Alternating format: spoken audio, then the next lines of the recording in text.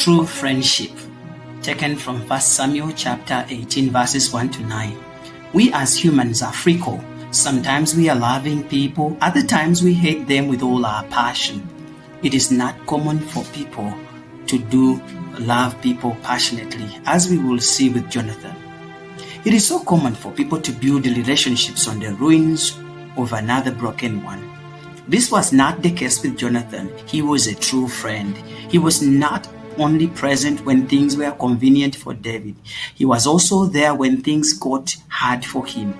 Jonathan accepted who David was and helped him to become it.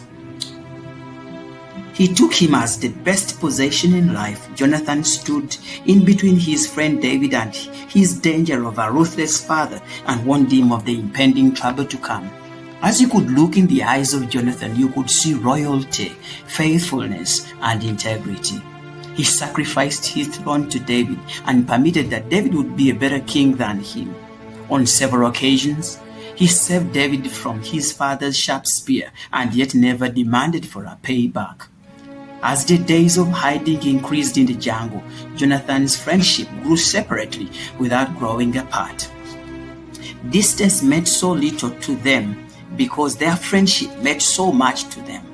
In the dark nights of David's life, he could look up to the stars and do not see Jonah, but he knew he was always there. Jonathan was one royal friend worth 10,000 relatives. He was a sweet friend who refreshed the soul of David as he ran for his life. Are you a true friend? A story is told of two soldiers. They were Tim and Paul. They became best friends while they were studying in a police academy, and their friendship grew so deep. Tim believed that Paul was his best friend, that he belonged in his heart. Even when they went through ups and downs, nothing could tear them apart.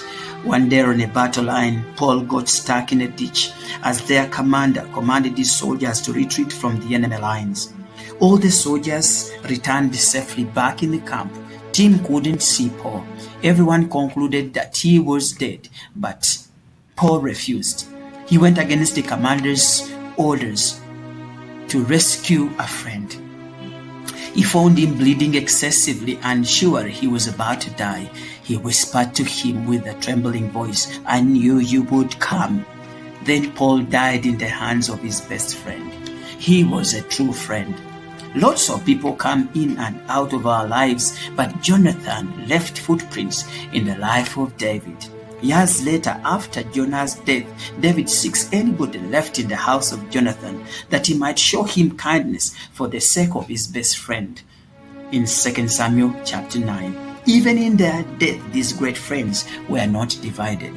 God is challenging us to be true friends. Pick that phone call and make that call today to your old friend. Put the gadget aside and visit a friend. Have coffee, hang out with them. Talk about north, east, south, and west. Laugh a lot. In these, you will make lasting memories.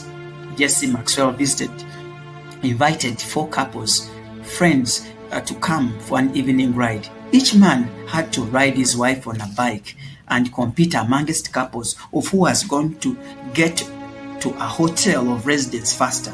Off through the streets, the men rode their wives' flag in the air till they got there. It was the greatest bond these friends have ever registered. Memories linger till now.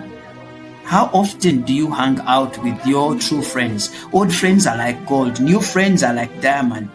When you get diamonds, make sure you don't lose the gold.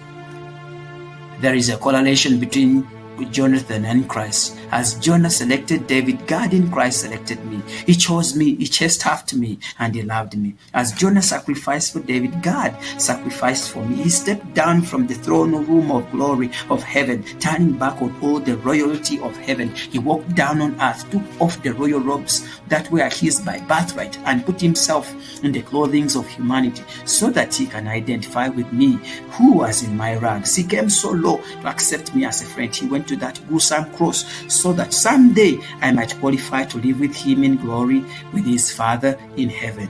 Sometimes we frail and our vessels fail to shine, but God is a constant. He loves us. He's a true friend.